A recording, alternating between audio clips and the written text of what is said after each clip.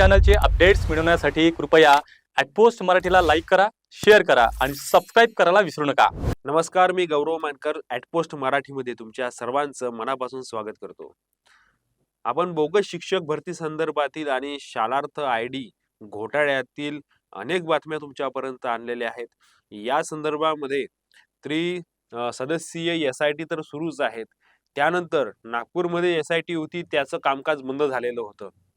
आता पुन्हा बातमी अशी आहे की नागपूर एस-आय-टी पुन्हा ऍक्टिव्ह झाली असून येत्या 2 ते 3 दिवसामध्ये काही शिक्षकांची अटक होण्याची दाट शक्यता आहे, अशी आमच्या सूत्रांनी दिलेली माहिती आहे. या प्रकरणी आतापर्यंत आम्ही असंख्य बातम्या तुमच्यापर्यंत आणल्यात. अनेक खळबळजनक गौप्यस्फोट देखील केलेले आहेत. ज्या बातम्या अनेक लोकांकडून आमच्यापर्यंत येत होत्या, आमच्या सूत्रांकडून येत होत्या. त्याच पद्धतीची आजची ही बातमी आहेत आणि या बातमीमध्ये नागपूरची जी एस-आय-टी आहेत, ज्याचे प्रमुख डी-सी-पी नित्यानंद झा आहेत.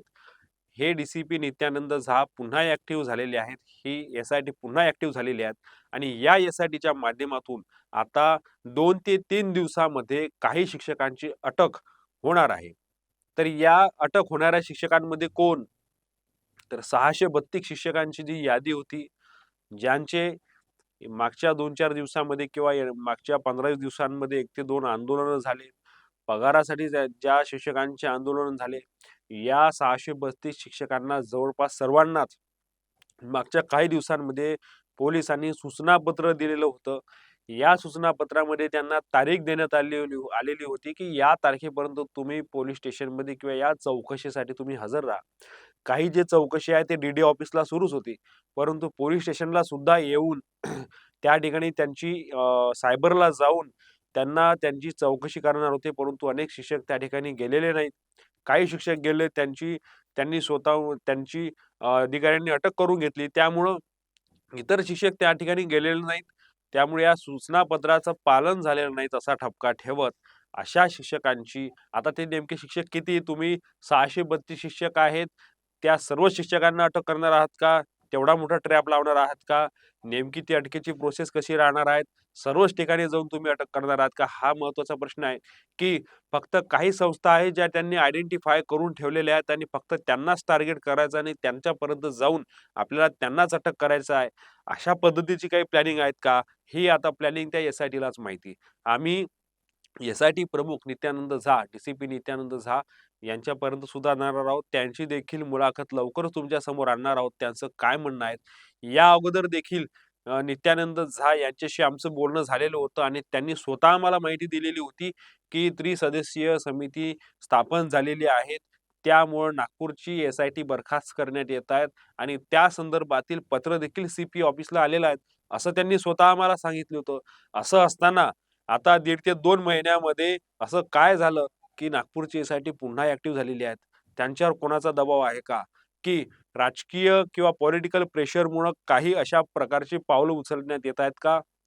की या संदर्भामध्ये सर्व अभ्यास करून काही संस्थांना टार्गेट करण्यात येणार आहेत का? हा सर्वात महत्त्वाचा प्रश्न आहे.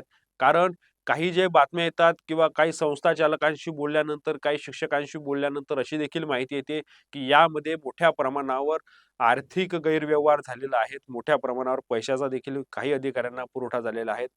त्यामुळं ज्यांनी पैशाचा पुरवठा केला, ज्यांच्याकडून पैशाची देवाण झाली, अशा काही संस्थांना यामधून सोडण्यात येत आहेत. त्यांना मोकळीक दिल्या जात आहेत आणि ज्यांच्याकडून काही पैसा मिळाला नाही, त्यांना टार्गेट करण्यात येणार आहेत का? अशातला काही भाग आहे का? हे देखील बघणं महत्त्वाचं आहे. त्यामुळं आम्ही देखील नित्यानंद झा यांच्याशी देखील बोलणार आहोत. त्यांची देखील मुलाखत आम्ही तुमच्यापर्यंत आणणार आहोत आणि येणाऱ्या काळामध्ये किती शिक्षकांची अटक करते, खरंच ते अटक होते का? की फक्त त्यांना चौकशीसाठी बोलावून त्यांना सोडण्यात येते आणि असं जर झालं, तर नेमकी ही अटक कोणत्या पातळीवर आणि किती लोकांची करणार आणि फक्त तुम्ही शिक्षकांचीच अटक करणार आहात का? की अधिकारी आणि संस्थाचालकांना सोडणार का? कारण यामध्ये सर्वात महत्त्वाचा बिंदू हा शिक्षकांपेक्षा संस्थाचालक आहेत आणि या संस्थाचालकांच्याच म्हणण्यानुसार हे सर्व कामं झालेले आहेत. भलेही संस्थाचालकाची सही कुठे फसलेली नाहीत. कागदपत्रे जी आहेत ती शिक्षकांची आहेत. कार्यभार करणारे आणि प्रोसेस करणारे हे मुख्याध्यापक आहेत आणि ज्यांच्या सहीने हे सर्व काम झालेले आहेत ते अधिकारी आहेत. अशा प्रकारची लिंक आहे. परंतु ही सर्व लिंक जोडण्याचा जो मुख्य धागा आहे, जो मुख्य बिंदू आहे तो संस्थाचालक आहेत. कारण यामध्ये संस्थाचालक राजकीय आणि पॉलिटिकल असल्यामुळं त्यांचेच हस्तक्षेप आणि त्यांचाच हातभार याला सर्वात जास्त आहेत. त्यामुळे संस्थाचालकांना तुम्ही सोडणार आणि शिक्षकांना तुम्ही पकडणार असं होणार आहेत का? त्यामुळं आणि जर का असं झालं तर तो कोणावर अन्याय ठरणार हा देखील बघणं महत्त्वाचा भाग आहे. त्यामुळं येत्या 2 ते 3 दिवसांमध्ये काही शिक्षकांची अटक होणार असल्याची बातमी आमच्यापर्यंत आलेली आहे. नेमकं 2 ते 3 दिवसांमध्ये काय होतं हे आता बघावं लागणार आहे आणि काही जर झालं त्या पद्धतीचे जर काही अपडेट असला तर ते देखील आम्ही तुमच्यापर्यंत नक्कीच आणणार आहोत.